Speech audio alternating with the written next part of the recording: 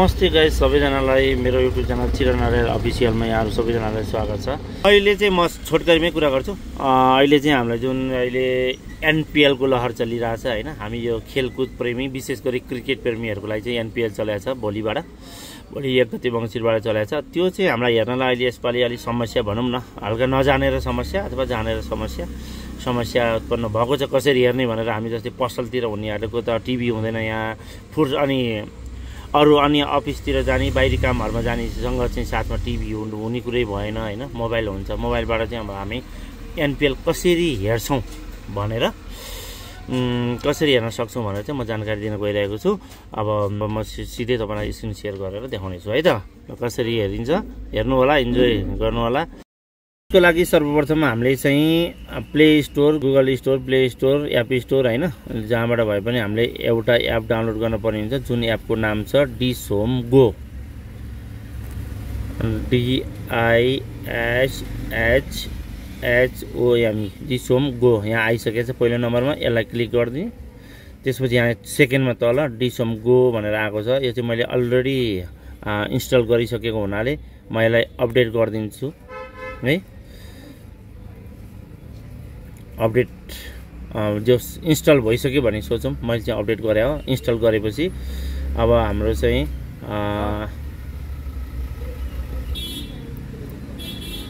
Install भइसकेको छ है, इन्स्टल भइसकेको छ। यहाँ जस्तै यहाँ डिश होम गो एप माथि आइसक्यो सेकेन्ड लास्टमा। यसलाई क्लिक गरिदिउँ, जस्ट क्लिक गरिदिउँ। एकछिन यसको प्रोसेस हुन्छ, आउँछ। अनि त्यस पछाडि अब यो आउँछ। यहाँ अरू पपअपहरू आउँछ, त्यसलाई नेक्स्ट गरिदिउँ। अनि यो पेज आउँछ। यो पेज आएपछि हामी सब्सक्रिप्सन लिनको लागि हामी सबभन्दा लास्टमा यो मोर भन्ने अप्सन छ, मोरमा जान्छौँ। मोरमा गएर चाहिँ पहिला सुरु लगइन गर्छौँ है। लगइन सिम्पल छ। अब जस्तो आफ्नो मोबाइल नम्बर हाने, जुन सिम कार्ड चाहिँ यो त्यो मोबाइलमा छ त्यही सिमको नम्बर हाने, फोन नम्बर हाने। जस्तै मेरो हाने मैले है। अब त्यसलाई चाहिँ आई एम नट रोबोट गरेर कन्टिन्यू गरिदिनु होला। अनि यहाँ पासपोर्ट हान्ने कि ओटिपी मागेर ओटिपी हान्ने भनेको छ। हामीलाई सजिलो ओटिपी हुन्छ, OTP हानिदिनुहोस्।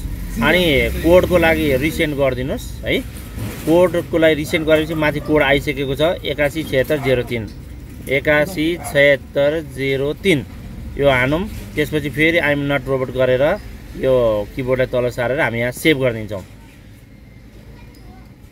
Not robot, I am not robot गरेर सेभ गर्छौँ।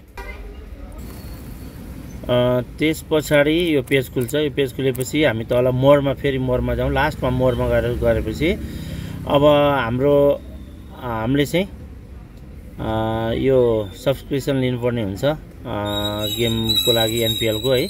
माई प्लानमा जाउँ। माई प्लानमा जाने बित्तिकै ट्रेन्डिङ नाउ भनेर एनपिएल सिजन पास भनेर यो टिकट टु लाइभ क्रिकेट भनेर आइसक्यो। त्यो चाहिँ हामीले 300 रुपियाँ तिरेर फुल सिजन भोलि 1 गतेदेखि अन्तिम फाइनलसम्मको हामीले 300 तिरेर मोबाइलमा हेर्न सक्छौँ। त्यसको लागि अब हामीले चाहिँ यो पेज आइसक्यो, मोरमा थिचेर ट्रेन्डिङ नाउ भनेर यो फर्स्टमा यही आउँछ, अहिलेको यही छ ट्रेन्डिङ। यसमा थिचेर अब हामीले चाहिँ 300 रुपियाँ तल देखाइसकेको छ। 1 मन्थ भनिसकेको छ, 1 महिनाको हामीले सब्सक्रिप्सन लिइसकेपछि लिन्छौँ। त्यसको लागि चाहिँ चुज प्लान गरेर अब यहाँ हामीले माथि यताउता हुन दिने। अनि तल चाहिँ केबाट, खल्तीबाट तिर्ने कि 300 रुपियाँ इस्योबाट तिर्ने कि अरू क्रेडिट कार्डहरूबाट तिर्ने भनेर हामीले चाहिँ यहाँ अप्सन आउँछ। अब हाम्रो यो खल्तीबाट सहज हुन्छ, खल्ती इस्यो जुनबाट गर्दै हुन्छ। खल्तीबाट सब्सक्राइब नाउ 300 रुपियाँ गरिदिने। यति गरिसकेपछि अब खल्तीको पासपोर्ट र आइडी माग्छ।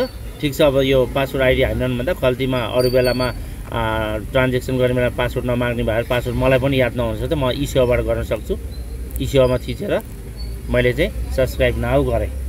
अब मैले आफ्नो मोबाइल इसेवाको आइडी, मोबाइल नम्बर र तल कोड राखेर इसेवाको पासवर्ड राखेर लगइन गरेर लगइनपट्टि जान्छ। अनि यसको लागि अब एउटा ओटिपी आउँछ, त्यो ओटिपी यहाँ राख्नुपर्ने हुन्छ। ओटिपी आइसक्यो होला, आएको रहन्छ भने हामी कोड राख्नु पर्यो। कोड चाहिँ ई सेवाको आइसकेको छ 196543 गरे पछाडि अनि भेरिफाई एन्ड कन्फर्म गरिदिएपछि यसरी चाहिँ पेड भनेर आउँछ। अब मैले यो एनपिएल को सब्सक्रिप्सन लिइसकेको छु, ओके गरिदिने। त्यहाँबाट हामीले चाहिँ यहाँको सबै कुरा गतिविधिहरू डिसुम गो एपको चाहिँ हेर्न सक्छौँ, लाइभ अनि रेकर्डेड सबै कुराहरू हामीले यहाँबाट हेर्न सक्छौँ। विशेष गरी हाम्रो एनपिएल हेर्न परेको हो। यसरी चाहिँ हामीले पेमेन्ट 300 रुपियाँ पेमेन्ट गरेर फुल सिजन एनपिएल हेर्न सक्छौँ। ल आजको लागि यति नै। अरू कुनै जानकारी चाहिएको छ भने कमेन्ट गर्नु होला, म त्यो पनि लिएर आउनेछु। हस्, धन्यवाद, नमस्ते।